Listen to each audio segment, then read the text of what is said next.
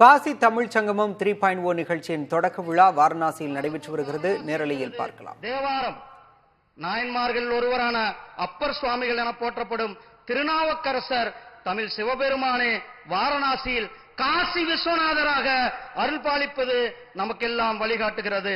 காசியில நம்மளுடைய பெரிய புராணத்தில் சேக்கிலார் பெருமான் இவ்வாறு பதிவு செய்கிறார்.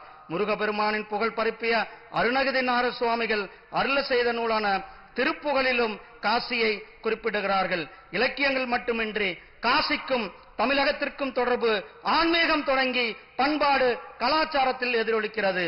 தமிழ்நாட்டில் பல கோயில்கள், காசி விஸ்வநாதர், காசி விசாலாட்சி, இந்த கோயில்கள்லாம் நம்ம தமிழ்நாட்டில் தென்காசியில சிவகாசியில நம்மளுடைய கலாச்சாரத்தை போற்றுகின்ற 5000 ஆண்டுகள் 5000 साल का ये बंद है. काशी के लिए तमिल के लिए एक बहुत बड़ा बंद है. தமிழ்நாட்டுக்கும் காசிக்கும் 5000 ஆண்டுகளுக்கான ஒரு மிகப்பெரிய உறவு, ஒரு மிகப்பெரிய பந்தம் இருக்கிறது. அதனாலதான் சொன்னாங்க, தென்காசியில காசி விஸ்வநாதர் கோயில அங்க தக்ஷின் காசி, இங்க இருக்கிறது வடகாசி, தென்காசி என குறிப்பிடப்பட்டிருக்கிறது. சகோதரர்களே, நம்மளுடைய மாண்புமிகு பிரதமர் திரு நரேந்திர மோடிஜி அவர்கள் எங்கெல்லாம் உலகம் முழுவதும் சென்று கொண்டிருக்கிறார்களோ அங்கெல்லாம் நம்மளுடைய திருக்குறளை, திருவள்ளுவரை போற்றிக் கொண்டிருக்கிறார். உங்களுக்கு தெரியும், பாரதிய ஜனதா கட்சியினுடைய தேர்தல் அறிக்கையில உலகம் முழுவதும் திருவள்ளுவருக்கு கலாச்சாரம் அமைக்கப்படும் என்று சொன்னார்கள். அதே போல 3வது முறை சிறப்பு ஆட்சியில தமிழ்நாட்டில் உள்ள உலகம் முழுவதும் நம்மளுடைய திருவள்ளுவருக்கு கலாச்சார மையங்களை அமைத்துக் கொண்டிருப்பது நம்மளுடைய மாண்புமிகு பிரதமர் திரு நரேந்திர மோடிஜி அவர்கள்.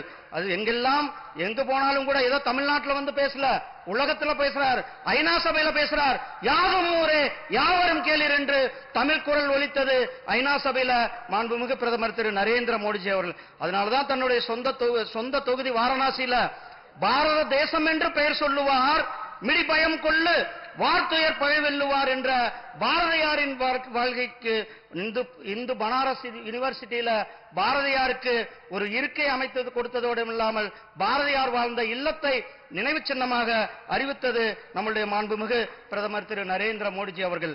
இந்த முறை அகஸ்திய முனிவரை போற்றுகின்ற நம்முடைய இந்த காசி தமிழ் சங்கமம் 3வது வருஷமானது தொடங்க இருக்கிறது.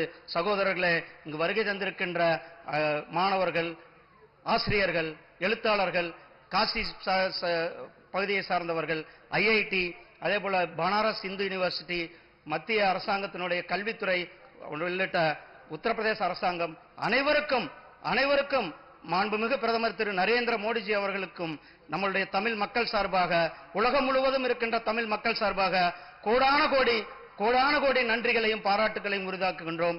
நன்றி, வணக்கம். வாழ்க தமிழ், வெல்க தமிழ், வெல்க பாரதம். தமிழ்நாடு மற்றும் வாரணாசி இடையே உள்ள பழமையான தொடர்புகளை கொண்டாடவும், மீண்டும் உறுதிப்படுத்தவும், மீண்டும் கண்டறியவும் இந்திய அரசின் கல்வித்துறையால் இந்த காசி தமிழ் சங்கமம் நிகழ்ச்சி தொடங்கப்பட்டது. இதன் 3ஆம் கட்ட நிகழ்ச்சியில் மத்திய இணையமைச்சர் எல் முருகன் பேசினார். விவரங்களை பின்னர் வரும் செய்தி தொகுப்பில் பார்க்கலாம்.